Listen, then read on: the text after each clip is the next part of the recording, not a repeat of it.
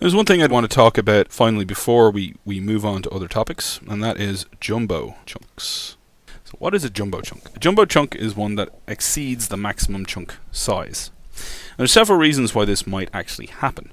First of all, if you pick a very bad shard key, let's say you are splitting on the letters of the alphabet, right? So you're sharding based on the letters of the alphabet, maybe the first letter in everybody's name, something similar. And that will give you 26 possible values.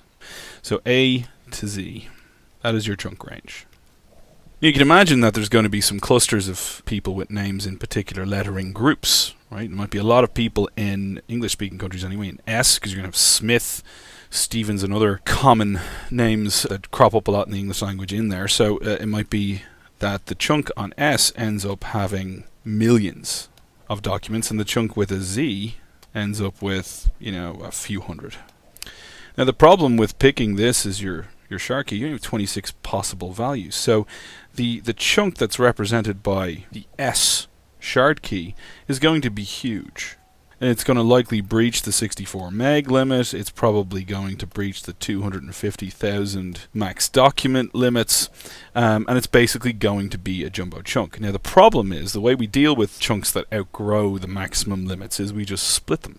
Right, so split it in two, split it into multiple parts until it's down to a manageable size. But what you've done here is that the maximum granularity you have for this is a single letter. So you can't split this chunk on S any further.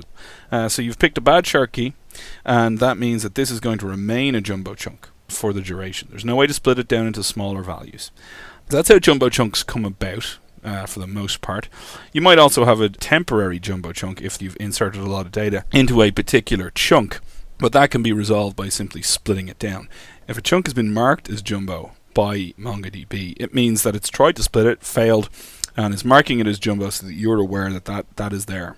And jumbo chunks cannot be moved. They won't be migrated. They will remain on whatever shard they're on, and they can't be moved off whatever shard they're on.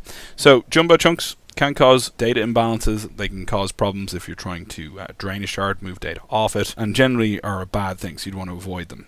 Also, picking this kind of very coarse shard key is a bad idea in general, but just to illustrate one of the side effects are jumbo chunks. So if you're seeing these, you can try splitting them, try splitting those chunks again just to see and verify that they are in fact unsplittable, but that's usually the reason why they're there. That's how they get created, and that they can cause some significant problems.